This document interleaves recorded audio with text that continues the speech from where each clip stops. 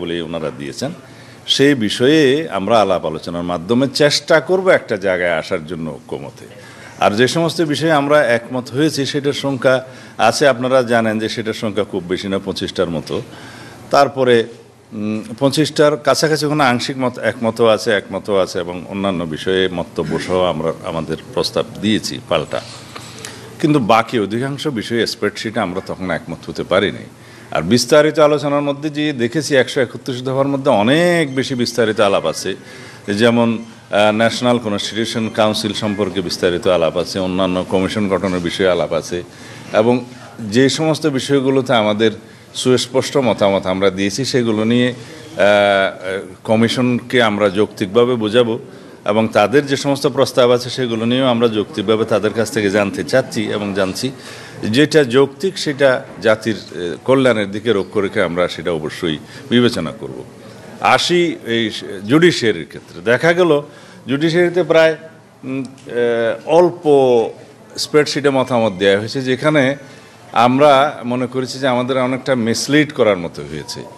তো সেই জন্য বিস্তারিত মতামত দিতে গিয়ে দেখা গেছে প্রায় 150-150-রও বেশি মতামত ছিল। তার মধ্যে আমরা প্রায় 89টা দফায় আমরা বিস্তারিত মতামত দিয়েছি। বাকিগুলো অধিকাংশ ক্ষেত্রে আমরা আমাদের একমত হওয়ার অথবা আমাদের মন্তব্য সহ একমত হওয়ার বিষয় ওখানে জানিয়েছি।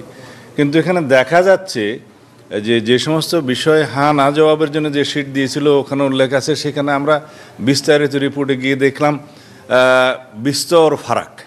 এই যেমন বলা আছে যে আর্টিকেল 95 সংশোধনী ব্যতিরেকে এখনই যদি বিচারক নিয়োগের প্রক্রিয়ার জন্য বিচারক নিয়োগ অধ্যাদেশ জারি করা হয়, যেটা করেছে এবং হাইকোর্টে চ্যালেঞ্জ হয়েছে বলে আমি জানি, সেইটার ক্ষেত্রে এখানে বর্তমান সংবিধানের অবস্থা বহাল রেখে বিচারক নিয়োগের জন্য অধ্যাদেশ এবং তার অধীনে কমিশন গঠন করার প্রস্তাব করা হয়েছে। যদিও আইনটার মধ্যে লেখা আছে যে কাউন্সিল গঠন, কিন্তু প্রতিবেদনে এখানে সংস্কার অনুসারে লেখা আছে কমিশন গঠন।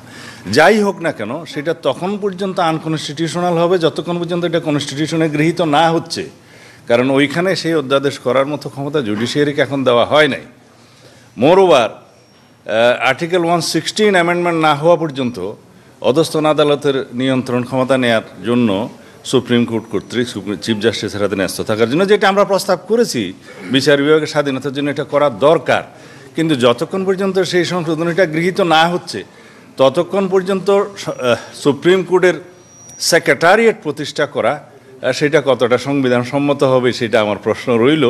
সেটা বিচার বিভাগ কর্তৃক সংবিধান লঙ্ঘনটা খুব একটা আমার মনে হয় সমুচিত